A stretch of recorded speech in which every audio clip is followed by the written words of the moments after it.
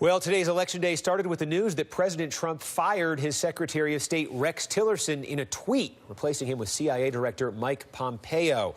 Back with us now, Jason Johnson, Jonathan Alter, Caitlin Huey-Burns. Jonathan, we've said many times with Donald Trump as a candidate, as a president, these are things we've not necessarily seen before. We've seen stormy tenures for Secretary of States. I was thinking back to Al Haig today, but the specific way this went down, it did go down on Twitter, it seemed. No class, really also gutless. This is a guy who on TV can say you're fired, but he can't say it to his own Secretary of State face to face.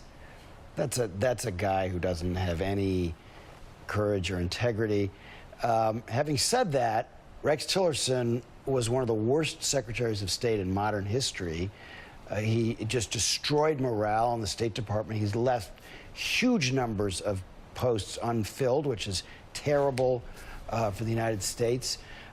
So I'm not shedding any tears over the fact that he's gone, but it was handled in a typically pathetic Trump fashion. And that is the other angle of this, I think. One of the other angles, Caitlin, too, is like this is a relationship, a president-secretary of state relationship that it was clearly toxic for a long time, and there'd been signs that maybe Tillerson's going to be gone long before now too. So I mean, there was questions about the immediate timing with comments he made about Russia the other day. On the other hand, this has been a long time coming. It has been a long time coming. There's been reporting for months that Tillerson was on the outs, and Trump admitted as much today that he had been thinking about this for a long time.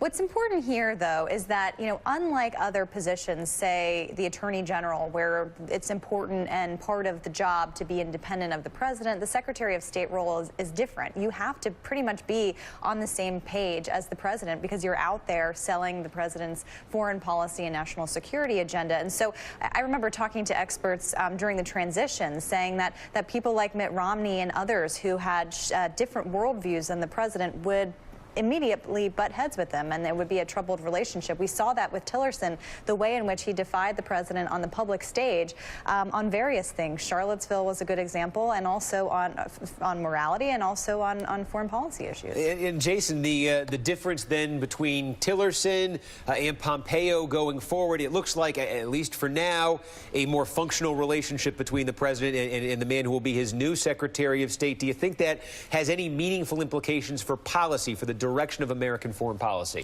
Well, if we get a Secretary of State who at least publicly is going to be closer in line with Trump, in theory, that should help us with our international relations. In theory, we won't have as many other foreign leaders feeling that they hear one thing from Donald Trump and something else from the Secretary of State. So theoretically, that should all work fine. The problem is that we are potentially looking at a meeting with North Korea sometime in a couple of months. This is a very bad transfer. But also this. Look, Mike Pompeo can step up from the CIA and become Secretary of State, but it doesn't change the fact that we have so many diplomatic positions that haven't been filled. And when you see something like Rex Tillerson getting fired over a tweet, it makes everyone else who's qualified and capable not want to get these jobs. People seem to go in and out of this administration like Star Trek red shirts or drummers on Spinal Tap. I mean, they're just being removed every 6 weeks because of something that the president's angry about, and that's not how you attract the best people.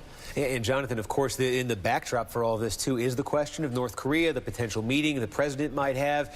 And now you've got Pompeo stepping into that. Yeah, and Pompeo is a hardliner, so I think the more immediate question is he going to blow up the Iran deal, which he's been talking about. He's been very, very critical of that.